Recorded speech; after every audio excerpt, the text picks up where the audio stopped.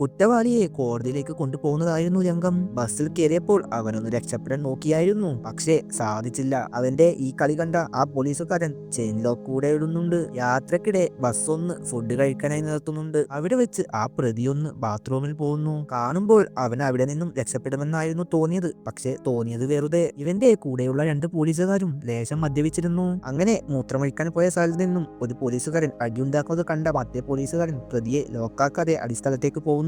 അപ്പോഴേക്ക് അവരുടെ സാറ് വന്ന് അടി നിർത്തിച്ചെങ്കിലും ആ ബസ് സ്റ്റാൻഡിൽ നിന്നും പോയിരുന്നു. അവർ വേറൊരു ബസ് പിടിച്ച് ആ ബസ്സിനെ ഓവർടേക്ക് ചെയ്തെങ്കിലും പ്രതിയും തോക്കും അവിടെ ഉണ്ടായിരുന്നില്ല. അടുത്തുള്ള പോലീസ് സ്റ്റേഷനിൽ കംപ്ലൈന്റ് ചെയ്യാൻ പോയപ്പോൾ ആ പ്രതി അവിടെ ഉണ്ടായിരുന്നു. അവൻ ഈ പോലീസുകാരെ കാണാത്തത് കൊണ്ട് ബസ്സിൽ നിന്നും ഇറങ്ങി അടുത്തുള്ള സ്റ്റേഷനിലേക്ക് വന്നതായിരുന്നു. അതിനുശേഷം ഒരു ലോറിയിൽ കയറി കോടതിയിലേക്ക് യാത്ര തിരിക്കുന്നു. അതിനിടയിലായിരുന്നു അവൻ തന്റെ കൊലപാതകം ചെയ്യാനുള്ള കാരണം പറയുന്നത്. അവന്റെ അച്ഛൻ മുസ്ലിമും അമ്മ ഹിന്ദുവുമായിരുന്നു. അവന്റെ പേര് അബ്ദുള്ള എന്നാണ്. അവനൊരു കാമുകി ഉണ്ടായിരുന്നു അവന്റെ നാട്ടിൽ. ഒരു ദിവസം തന്റെ കാമുകിയുടെ ചേച്ചിയുടെ ഭർത്താവ് അബ്ദുള്ളയെ അടിച്ചത് കൊണ്ട് അവന്റെ അമ്മ അത് ചോദിക്കാൻ പോകുന്നു. അവിടെ വെച്ച് മൊത്തം തല്ലാവുന്നുണ്ട്. ആ കാര്യം കൊണ്ട് തന്നെ അബ്ദുള്ളയുടെ കാമുകിയുടെ അച്ഛൻ വഴിക്ക് വെച്ച് അവരെ ഉപദ്രവിക്കുന്നു. അടി കൊണ്ടു വീണ അമ്മയെ ആശുപത്രിയിൽ കൊണ്ടുപോയി. പക്ഷേ അവിടെ വെച്ചായിരുന്നു അവൻ ഉന്തി മാറ്റിയ അയാൾ മരിച്ചുപോയി എന്നറിഞ്ഞത്. അതിനാൽ അവൻ പോയി കുറ്റം സമ്മതിക്കുന്നു. ഇതൊക്കെ അറിഞ്ഞ കാമുകി അബ്ദുള്ളയുടെ കൂടെ നിന്നിരുന്നു. അതിന്റെ ഇടയിൽ അവന്റെ അമ്മയും മരിച്ചു. അച്ഛൻ മുൻപേ മരിച്ചതുകൊണ്ട് അവൻ അങ്ങനെ അനാഥനായി. പക്ഷേ അവൻ ജയിലിലായ 5 വർഷവും അവൾ ഇവന് വേണ്ടി കാത്തിരുന്നു.